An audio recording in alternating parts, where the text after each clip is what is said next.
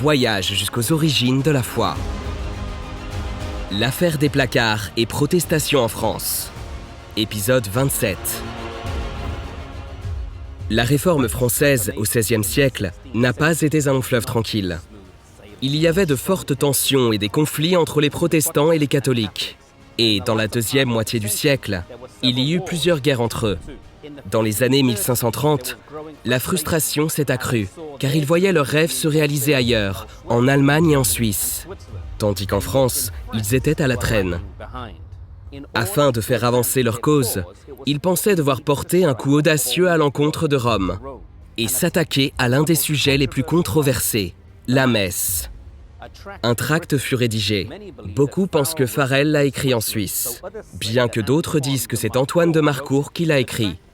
Le tract était intitulé « Article véritable sur les horribles, grands et intolérables abus de la messe papale », inventé directement en opposition à la Sainte Seine de notre Seigneur et seul médiateur et sauveur. Les dirigeants du mouvement français se réunirent pour discuter de comment l'utiliser. Et certains estimèrent qu'il était trop dur et trop direct, et que l'utiliser causerait plus de mal que de bien. D'autres pensaient que c'était bon, et quand cela fut soumis au vote, ils décidèrent de l'utiliser. Ils furent distribués dans toute la France, dans chaque grande ville, village et même hameau. Il fut décidé le 24 octobre 1534 que ces tracts seraient placardés dans toute la France dans la nuit.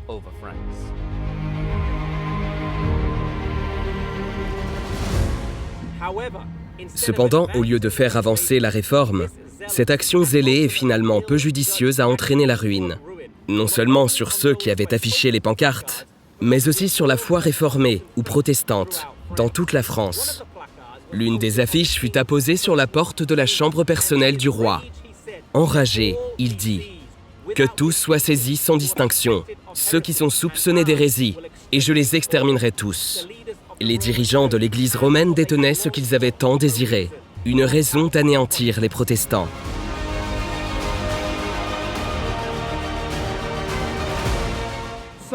Un pauvre partisan de la foi réformée fut capturé, et on lui ordonna de montrer aux papistes toutes les maisons des croyants à Paris.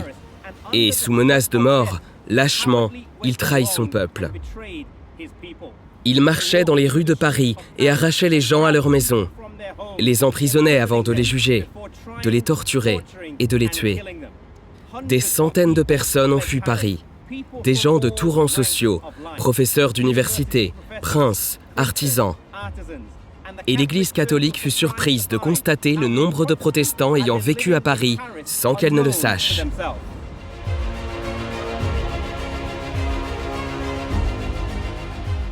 Les dirigeants réformateurs français ont dû partir trouver refuge à Genève, en Suisse. Et c'est de là qu'ils ont renvoyé des pasteurs en France. De sorte qu'en l'espace de 40 ans, il y avait peut-être 2 millions de protestants huguenots et 1250 églises dans toute la France. Le massacre de Saint-Barthélemy a été un autre coup porté à l'Église en France. Et encore une fois, beaucoup de gens ont quitté la France. Lors de cette persécution et de celles qui suivirent, chaque fois que la France perdait ses ouvriers qualifiés et ses artisans, elle souffrait d'une fuite des cerveaux qu'ils avaient eux-mêmes provoquée.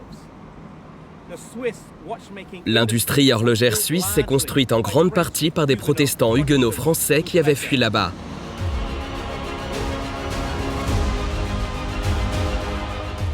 Une chose que nous apprenons de cet épisode de l'histoire, c'est que dire ce qui est vrai est aussi important que de savoir quand et comment dire les choses. Il ne suffit pas simplement de dire la vérité. Même s'il est possible que les affiches qui ont été placardées disaient la vérité au sujet de la messe et soulignaient correctement les croyances erronées, la manière dont cela a été fait fut peu judicieuse et causa plus de mal que de bien. Puissions-nous être sages dans la manière dont nous partageons les vérités de la parole de Dieu, restant sensibles aux croyances des autres, et toujours viser à être captivants dans nos méthodes et nos paroles.